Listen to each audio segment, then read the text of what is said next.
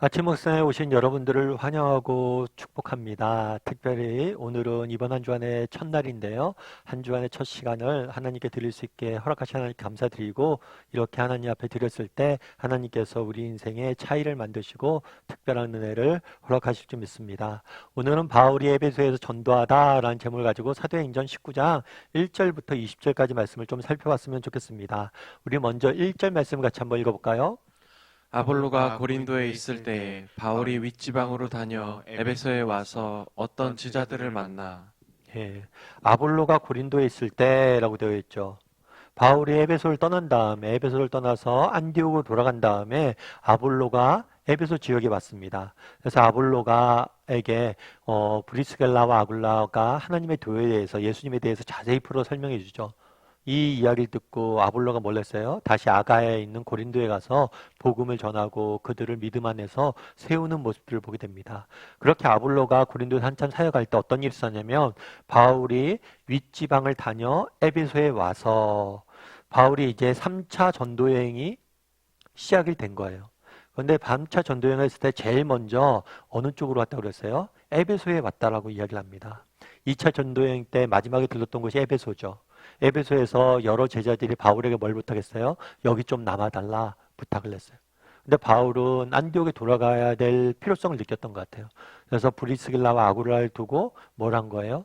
본인은 안디옥에 돌아간 거죠. 안디옥 돌아갔다가 다시 에베소로 오게 됩니다. 그래서 에베소에 와서 다시 복음을 전하는 모습들을 보게 돼요. 참 에베소에 다시 오는 모습들을 보면서 저는 그런 생각이 들더라고요. 참 바울의 이 열심이 좀 느껴지더라고요. 참 어떻게 이렇게 바울은 이렇게 열심히 또 이렇게 할 수 있었을까? 아마 그 원동력에는 이 에베소 사람들을 불쌍히 여기는 마음들이 있지 않았을까라는 생각이 들어요. 그러니까 그날에 에베소에 있었을 때 뭐라고 그랬어요? 사람들이 있어달라고. 그런데 함께 있을 수는 없었잖아요. 바로 돌아가야 되니까. 근데 그들이 정말 영적으로 부족하고 갈급하는 그런 사람들에 대한 아마 불쌍히 여기는 마음, 이런 것들이 찢어서 이렇게 된 게 아닐까라는 생각이 들더라고요. 여러분, 덕양중학교라고 혹시 들어보셨어요? 덕양중학교는 원래는 뭐 그냥 중학교 중에 하나겠죠. 근데 이 중학교는 좀 특이한 이력이 있어요. 그건 뭐냐면 이 중학교는 그 지역에 있는 데서 굉장히 별로 아이들이 가고 싶지 않은 중학교가 됐나 봐요. 여러 가지 이유로. 그래서 인구도 줄고 또 주변에서 가려고 하는 사람도 없고 그래서 폐교 위기까지 갑니다. 그래서 교육청에서 계속해서 공문이 와요. 이제 폐교 준비를 하라고. 그런데 이 덕양중학교에 이준원 교장이라는 선생님이 부임해 가요. 그래서 폐교 위기에 있던 학교를 8년 만에 어, 공교육 혁신 모델로서 그래서 경기도에서 굉장히 이렇게 모범적인 학교로 바꾸어 놓은 거죠. 그래서 많은 사람들이 이제 TV에서 나오고 그랬어요. 그리고 책도 나오고. 그래서 인터뷰한 것도 쭉 보고 그랬는데 그분이 그런 얘기를 하더라고요. 어떻게 이렇게 학교를 이렇게 바꿀 수 있었습니까? 근데 그분이 그런 얘기를 했어요. 어떤 얘기를 했냐면 뭐 저는 특별한 뭐 이런 방법이나 이런 건 없습니다. 다만 저는 우리 학생들이 갖고 있는 내면의 상처에 관심을 가졌고 그들의 아픔에 대해서 좀 알아주려고 했는데 그 진심이 통해서 아이들이 변화된 것 같습니다. 이렇게 이야기하더라고요. 참 그 이야기를 들으면서 공감이 됐어요. 뭐가 공감이 됐냐면 우리는 학교를 바꾸고 막 이렇게 한다. 그럼 어떤 기술이나 이런 능력들, 특별한 방법들에 집중을 하는데 더 중요한 건 뭐냐면 마음이라는 거 마음. 아이들의 아픈 마음을 이해하려는 마음. 바울이 정말 열심히 우리 사역하는 모습들을 보게 되잖아요. 근데 어떻게 바울이 바울 될 수 있었을까? 바울이 언변이 뛰어나다거나 바울이 똑똑해서 그것도 맞겠죠. 근데 그 저변에 뭐가 있었기 때문이에요? 불쌍히 여기는 마음들이 있었기 때문 아닌가 이런 생각이 들어요. 그래서 우리 한 주간의 시작이잖아요. 시작인데 우리 안에 한 주간을 살아가야 되잖아요. 근데 우리는 어떤 마음으로 이 주간을 살아가야 되나 한번 점검해 봤으면 좋겠어요. 그래서 나는 정말 하나님을 더 열심히 사랑하는 마음이 있는가? 정말 나는 내가 받은 사랑을 이웃에게 좀 더 전하려는 마음이 있는가? 오늘 또 직장에서 세상에서 일해야 되는데 이 일터를 하나님께서 내게 소명으로 보내셨다라는 그런 마음이 있는가? 결국엔 마음이 중요하잖아요. 그래서 한번 점검해 봤으면 좋겠습니다. 그래서 오늘 본문을 지도로 보면 여기서 안디옥에서 3차 전도 여행을 떠나는 거예요. 그런데 윗지방을 통해서 왔다는 거 아마 이렇게 돌아서 에베소로 왔다는 의미인 것 같아요. 밑에 백길로 오지 않고. 그래서 윗길로 해서 에베소에 왔죠. 그럼 에베소에서 어떤 일이 있었는지 한번 계속해서 나눠볼까요? 이르되 너희가 믿을 때에 성령을 받았느냐? 이르되 아니라 우리는 성령이 계심도 듣지 못하였노라. 바울이 이르되 그러면 너희가 무슨 세례를 받았느냐? 대답하되 요한의 세례니라. 바울이 이르되 요한이 회개의 세례를 베풀며 백성에게 말하되 내 뒤에 오시는 이를 믿으라 하였으니 이는 곧 예수라 하거늘. 네. 이들이 에베소에 도착했는데 에베소의 제자들을 만났다고 그랬어요. 근데 이 제자들을 보니까 누구의 제자인 거예요? 세례 요한의 제자인 거예요. 지난주에도 제가 말씀드렸지만 예수님께서 이 땅에 오시기 전에 세례 요한이 먼저 사역을 합니다. 세례 요한은 이스라엘 백성들에게 세례를 베풀었죠. 사실 이 세례는, 그 당시의 세례는 이방인들이 유대인이 되기 위해서 하나님을 믿을 때 세례를 받아야 되는 거예요. 그런데 요한은 이야기한 거죠. 세례를 받을 사람이 이방인이 아니라 바로 너희들이다. 이스라엘 백성들 너희들이 먼저 하나님 앞에 회개하고 하나님 앞에 돌아와야 된다. 이 메시지가 강력한 울림을 전했습니다. 그래서 많은 사람들이 요한의 세례를 받았어요. 그리고 요한의 메시지를 들었어요. 그런데 요한의 메시지는 핵심은 뭐예요? 요한은 자신은 광야에서 외치는 소리, 내 뒤에 오시는 이를 증거하기 위해서 자기가 왔다고 이야기를 합니다. 그 내 뒤에서 오시는 이, 다시 말하면 구약 성경에 우리를 구원하실 메시아로 소개된 분 누구냐? 그분은 예수님이라는 거예요.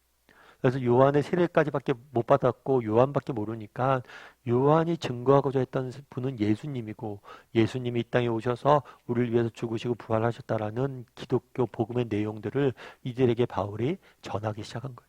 그러자 어떤 일이 있었을까요? 5절부터 7절까지 말씀 같이 한번 읽어볼까요? 그들이 듣고 주 예수의 이름으로 세례를 받으니 바울이 그들에게 안수함에 성령이 그들에게 임하심으로 방언도 하고 예언도 하니 모두 12사람쯤 되니라. 그들을 듣고 그들이 뭘 했다고 그래요? 주 예수의 이름으로 세례를 받으니. 이전까지 자기는 요한에게만 세례를 받았다고 이야기를 해요.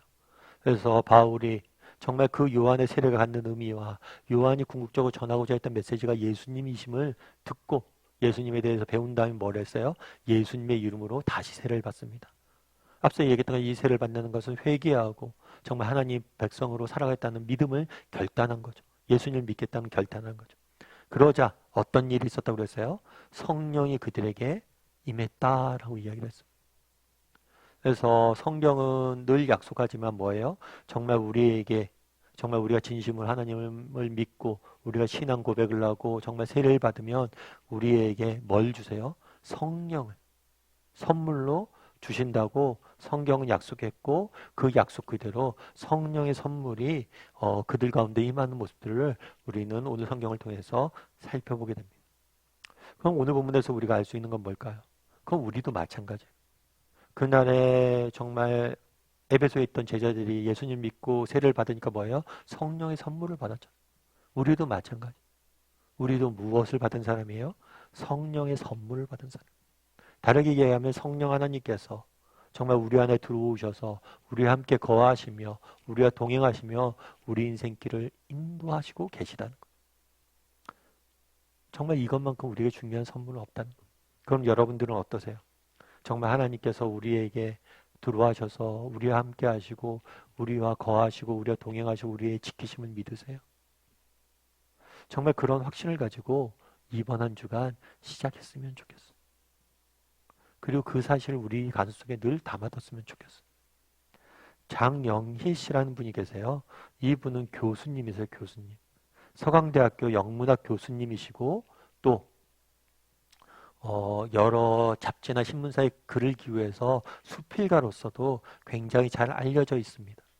근데 이 장영희 교수님은 어려서 태어나자마자 소아마비를 걸리게 돼. 그래서 평생을 두 발을 쓰지 못하십니다. 그래서 어렸을 때 놀림도 굉장히 많이 받았대. 뿐만 아니라 학교에서 공부하려고 했는데 받아주는 학교가 없었대. 특별히 대학교도 시험을 치려고 했는데 받아주는 대학이 없었던. 그래서 이 교수님의 아버님이 서강대학교에 그 당시에 있던 영문학과에 있던 신부님에게 메일을 쓴 거예요. 편지를 쓴 거예요. 우리 아이가 이렇게 그 학교에 시험 볼 수 있게 좀 도와달라고. 그랬더니 그 신부가 얘기하는 게 아니 시험은 머리로 보는 거지 발로 보는 게 아닙니다. 언제든지 오십시오.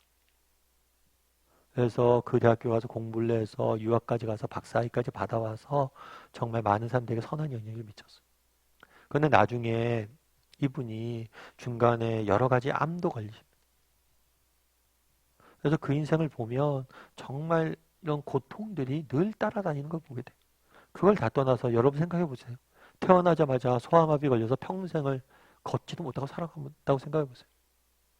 그 삶에 무슨 소망이 있고 무슨 희망이 있어요. 우리가 오늘날 삶이 힘들다 어렵다 이야기하는데 이분보다 힘들겠어요. 근데 그분이 쓴 수필집에 그런 게 있어요. 그러나 내겐 당신이 있습니다. 그러면서 이렇게 써요. 그러나 내겐 당신이 있습니다. 당신의 사랑이 쓰러지는 나를 일으킵니다. 나를 사랑하는 이가 이 세상에 존재한다는 것. 그것이 내 삶의 가장 큰 힘입니다. 이 어려운 시기를 이길 수 있는 힘이 원천이 어디 있냐는 거예요. 나를 사랑하는 이가 이 세상에 존재한다는 것.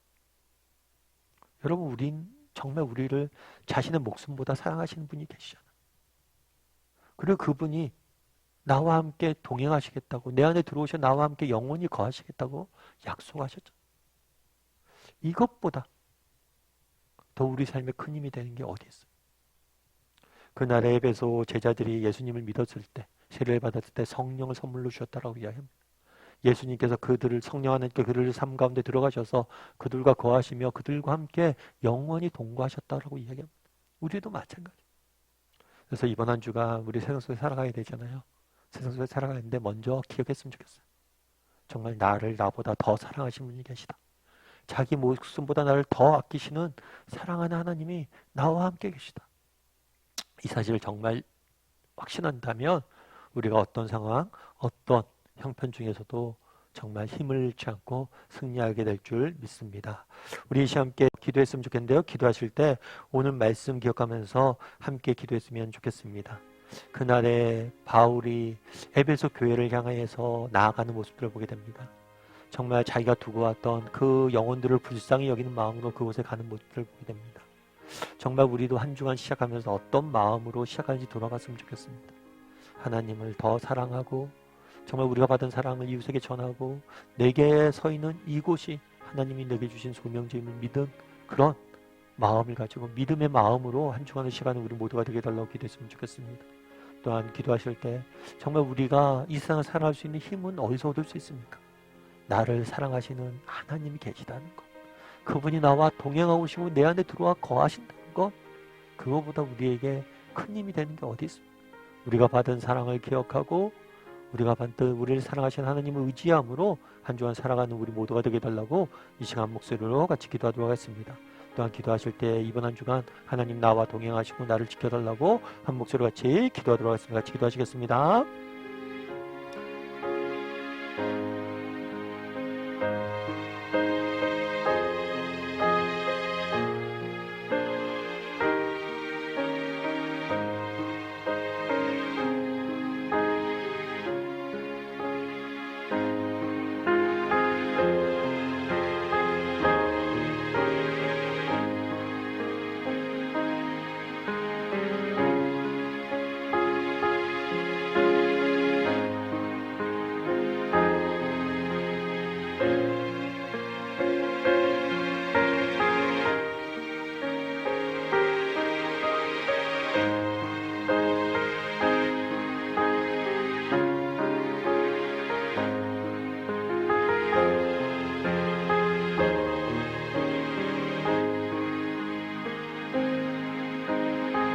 사랑의 하나님, 그날에 바울이 에베소로 다시 돌아가는 모습들을 보게 됩니다. 자기가 두고 온 영혼들을 불쌍히 여기며 나아가는 모습들을 보게 됩니다. 정말 우리 인생의 중요한 것은 방법이나 기술이 아니라 마음임을 믿습니다. 이번 한 주간 우리의 삶을 어떤 마음으로 시작하고 있는지 우리 자신을 돌아보게 도와주시고 하나님을 더 사랑하고 또 우리가 받은 사랑을 이웃에게 전하고 또 세상을 섬기고 살아가려는 마음으로 또 우리 각자에게 서 있는 자리가 하나님 주신 내게 주신 소명지라는 사실을 믿음의 마음으로 시작하는 한 주간이 되게 도와주시옵소서. 정말 이 땅을 살아갈 힘은 어디에서 얻습니까? 정말 나보다 나를 더 사랑하시는 분, 나보다 자기의 자신보다 우리를 더 사랑하시는 분, 그분이 나와 함께 계시다는 것, 그거보다 큰 힘은 우리에게 없을 믿습니다. 하나님의 사랑을 깨달아 알고 그 사랑을 의지하고 그 사랑을 신뢰함으로 한 주간 살아갈 줄 아는 우리 모두가 될 수 있도록 주여 은혜를 더하여 주시옵소서. 이번 한 주간의 시작입니다. 하나님께서 우리 한 주간을 지키시고 인도하시고 보호하시고 인도할 줄 믿사오며 모든 말씀 예수님의 이름으로 기도드리옵나이다. 아멘.